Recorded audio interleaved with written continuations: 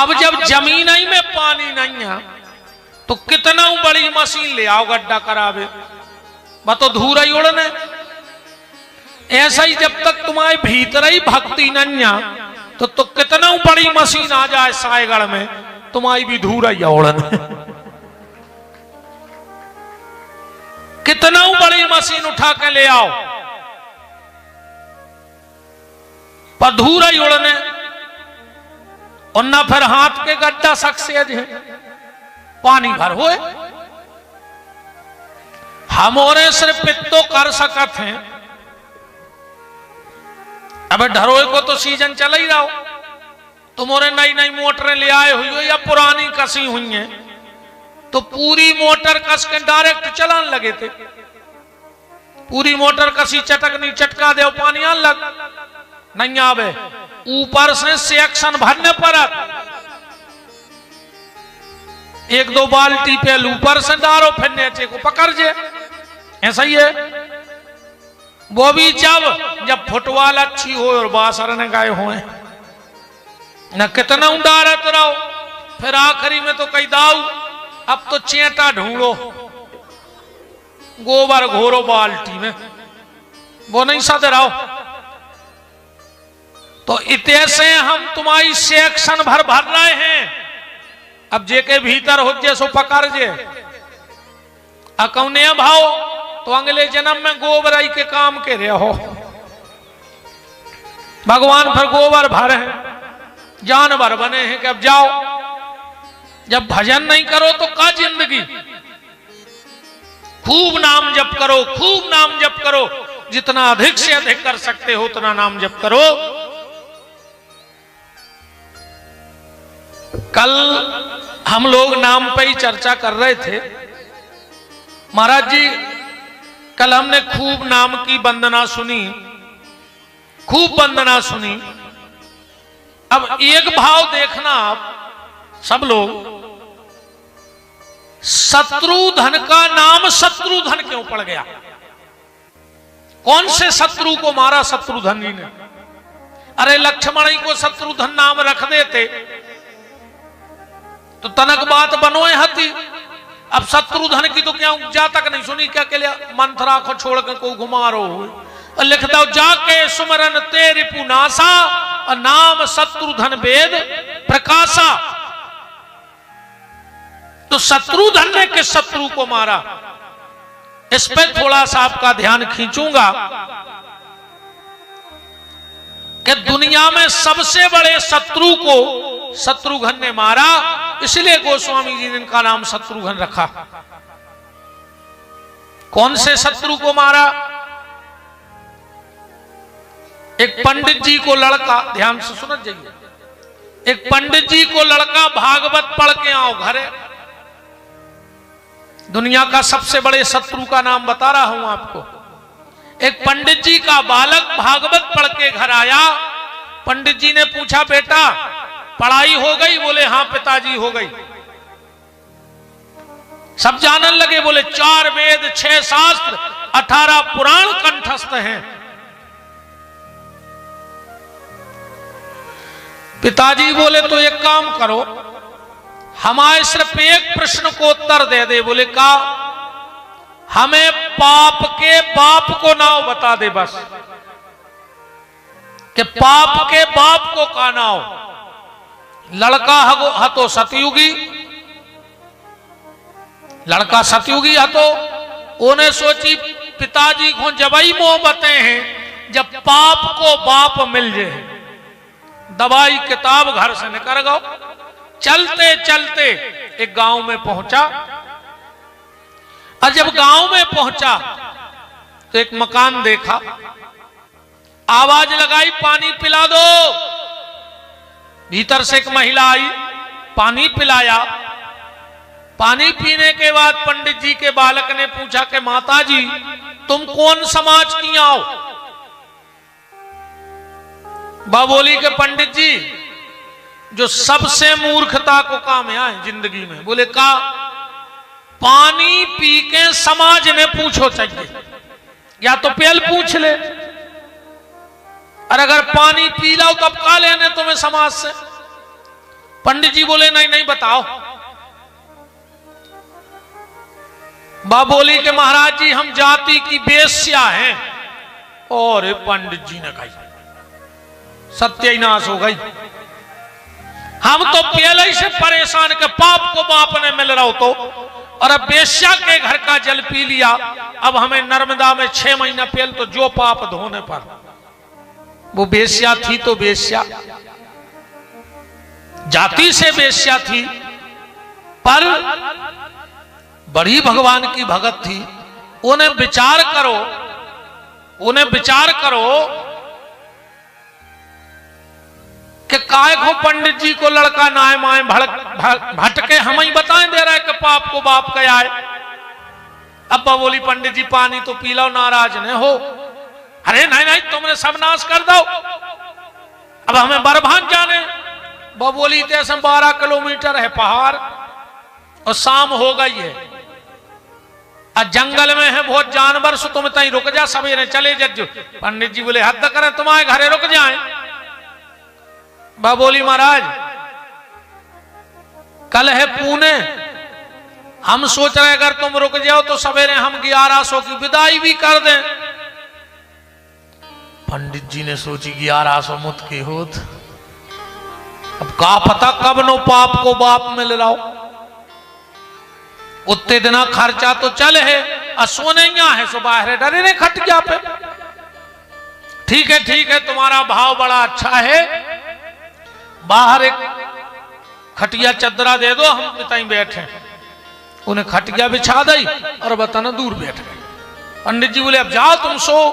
बोली कि आज हमें अपने समाज पे ऐसा लग रहा हो कि धिक्कार है। बोले काय? बोले बताओ हमारे घर के दरवाजे महाराज भूखो बैठो। पंडित जी बोले तो तुम्हारा क्या मतलब है कि तुम खाओ ना? बोली नहीं हम आओ नहीं मनो, हम जैसे आटो सीधो धर दें तो तुम 4 रोटी बना ले, हम 2100 की विदाई कर हैं। पंडित जी ने सोची कि ठंड है बहुत, रातें हो तो बड़ी, और आटे में क्या चिप हो। ठीक है रख दो।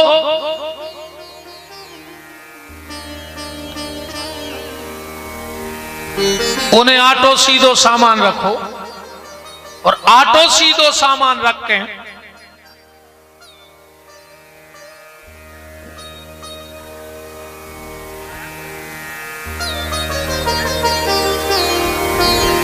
क्या हो गया?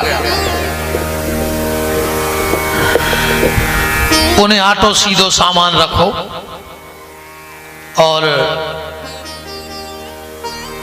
बैठ गई। अब महाराज ने अपने हाथ धोए, अब बना भी होता जा रहा हो रहा है। वह कहने लगी बताओ हम बैठे तुम बना रहे। महाराज बोले अब अति न करो। वह कहने लगी कि हम आओ बनो खा ले तो हम 3100 दे दे। अब महाराज ने सोची कि उन्हीं हाथों से तो छान के ले आई हुज्जे, अब बना भी उन्हीं हाथों से 3100 मुत के हो। कहने लगे ठीक है तुम्हारा भाव है तो बनाओ। भोजन बन गए। जैसे ही पंडित जी ने कोरा टोर के ग्रास मुंह तक लगाओ, वह बोली महाराज कहूं एक कोरा हमारे हाथ से खा ले हो तो सीधे इनके आउन सो। पंडित जी ने सोची वही हाथ से बनाओ है, वही से तो खुआ रही, वही से तो खुआ रही। जैसे ही पंडित जी ने मुंह खोला और उन्हें कोरा हाथ को लाओ मुंह के गाओ, जो हाथ पीछे करके उन्हें जब उल्टे हाथ को दाव नहीं कन पटा पे सो तड़ा खतरो। तूने मुझे मारा? बबेश्या बोली पंडित जी जाके कह दियो तुम्हारे बाप से कि पाप के बाप को नाव है लोभ। ईमानदारी बताओ, तुमने हमारी श्रद्धा देख के हमारे घरे भोजन करे कि जिनके 500 रुपया देख के भोजन करे। पाप के बाप का नाम क्या है? लोभ। कह देना। पंडित जी के लड़के ने हाथ जोड़ लिए, बोले माता गुरु तो बहुत मिले पर आज तुम जीवन में सदगुरु मिल गई, जीवन में सदगुरु मिल गई। तो पाप के बाप का नाम है लोभ।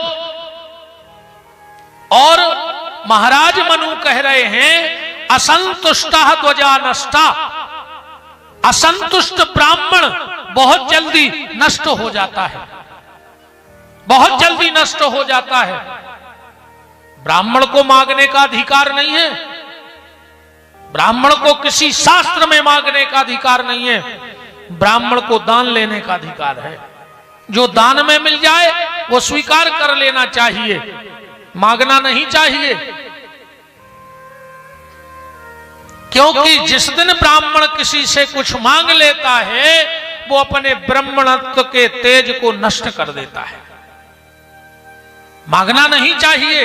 और रहीम जी ने तो इतने तक कह दी कि रहीमन वो नर मर चुके जो कहूं मांगल जाए। और आजकल तमाशा बन गया। एक बात का मैं विरोध करता हूं, करता रहूंगा। आजकल भागवत में एक नए नाटक होने लगे, सुदामा चरित्र भाव। कोनो गांव के बूढ़े को बना दो सुदामा और दे दई हाथ में बाल्टी, अब फिर रहो है सुदामा गली गली, पूरे पंडाल में भिखारी बनो।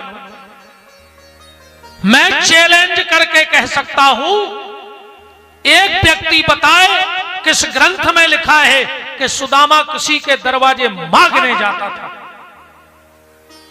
महाराज जी आज भी हम लोग कथा में कहते कि 5-5 दिन के फाके सुदामा के पड़ जाते। ईमानदारी बताओ, अगर तुम्हें पता लग जाए कि हमारे बगल वाले के कल से रोटी नहीं बनी, चाहे वो जिंदगी को दुश्मन काहे न होए, फिर भी तुम रोटी दे जे हो के न जे हो।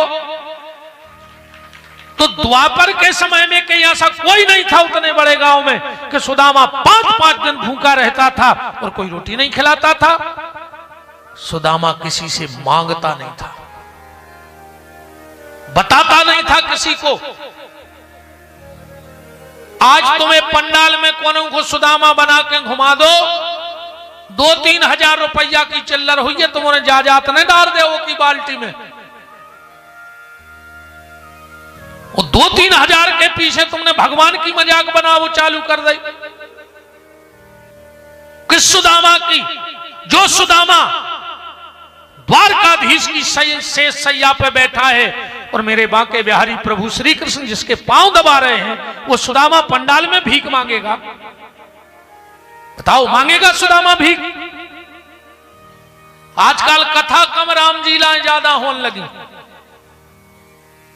आज जा झांकी बना ले, कल वा झांकी बना ले, एकों बाल्टी दे दे, ओखों छत्ता दे दे, बामन भगवान से फिर रहे थे तुम्हारे सायगढ़ में पंडाल में। सीधी बंदूक लेके लूटो ना फिर, अगर लूटने हैं तो। आप लोग भी इसका विरोध किया करो। जरूरी नहीं कि हम लोग ही ठेकेदार हैं, हम अगर समाज के ठेकेदार हैं तो आप समाज सुधारकों के भी ठेकेदार हो, आपकी भी जिम्मेदारी बनती है। भगवान को तमाशो बना के धर दो ऊपर। हम एक शादी में गए थे, राधा कृष्ण नच रहे थे, बहुत खास व्यक्ति की शादी थी। हमने जो गाड़ी में से पांव निकालो, सामने स्टेज थी, हम फिर बैठन लगे। उनको पता लगा अरे महाराज जी आ गए, चलो। हमने कहा तुम आए तो नहीं जा सकत। बोले काहे? हम कहे जब तुम भगवान को स्टेज पे नचा सकत हो तो महाराज को तो कोचर भी सकत हो। भगवान के स्वरूप की कीमत होती है। क्या समझ लिया तुमने? आजकल राधा कृष्ण शादियों में नच रहे भेष बना बना, और हम हंस रहे। ये हमारे धर्म का मजाक है और कुछ नहीं है, और इसका मैं विरोध करता हूं।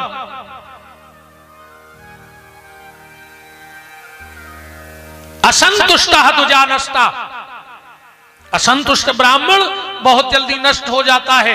ब्राह्मण के भीतर 2 गुण ना हो। जितने भी पंडित जी हरे बैठे हो, हमारी बात ध्यान से सुन लियो। संसार में ब्राह्मण की माला में वो ताकत है कि बड़े से बड़े अनिष्ट को टाल सकता है। ब्राह्मण की माला में वो ताकत है, कुधान्न से कुधान्न को भी भजन के रूप में बना सकता है, पचा सकता है। पर एक धन ब्राह्मण कभी भूल के ना खाए। और जिस दिन ब्राह्मण वो धन खा लेता है उसी दिन से उसका पतन चालू हो जाता है। ब्राह्मण कभी गैया के नाम का पैसा ना खाए, ब्राह्मण कभी गाय का नाम का पैसा ना खाए, ऐसा भी ना खाए। ध्यान से सुन लेना, किसी ने तुम्हें गौदान किया और वो गैया दे नहीं पाया और तुम्हें कुछ पैसा दे दिया कि लो पंडित जी 1100 गैया तो नहीं आ, तुम्हें 1100 रुपया भी ब्राह्मण को अपने परिवार के खर्च में लगाओ चाहिए। वो 1100 रुपया को चारों भूसा खरी लेके गैया को खुआ दे, तुम्हारे भंडारे भरे रहेंगे। और अगर उस 1100 में से एक पैसा खा लिया तो तुम दुनिया में कोई पूजा पाठ तुम्हें बचा नहीं पाएगी। गाय के नाम का पैसा कभी मत खाना, गाय के नाम का दान लेकर मत खाना, गैया के नाम का पैसा लेके मत खाना, क्योंकि गैया की पूजा जानते हो। महाराज जी विराजे शब्दवान, वाल्मीकि जी का जीवन चरित्र पढ़ना, वाल्मीकि जी का जीवन चरित्र पढ़ना। कथा आपको पता है, उल्टा नाम जपत जग जाना, वाल्मीकि भय ब्रह्म समाना।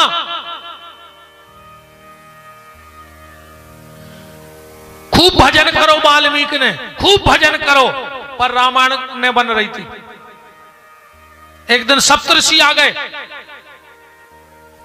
वाल्मीकि जी ने हाथ जोड़ के कहा कि हमने इतनो भजन कर रहे मनो रामायण बनावे की भाव नहीं बन रहे। सप्तऋषियों ने एक सूखा बांस का डंडा दिया और कहा इसे ले जाओ, जिस दिन सूखे बांस में फुंसा फूट जाए समझ लियो तुम्हारे सब पाप नष्ट।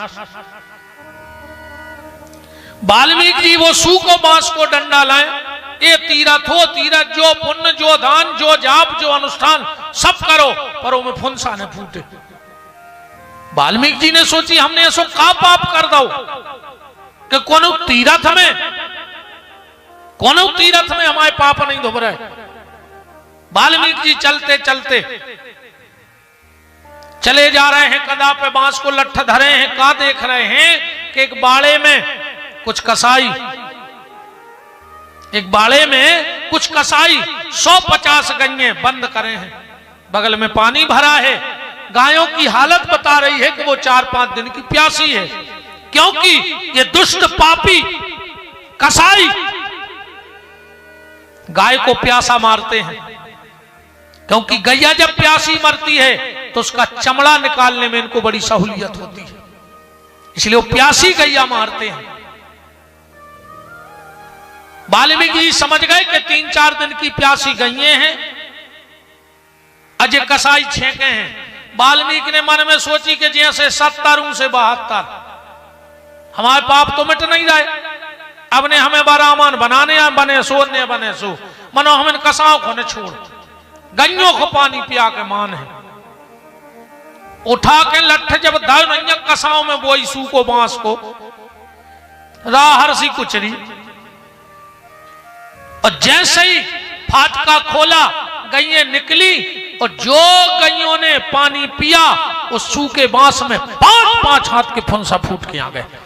पढ़ लेना वाल्मीकि जी का जीवन चरित्र।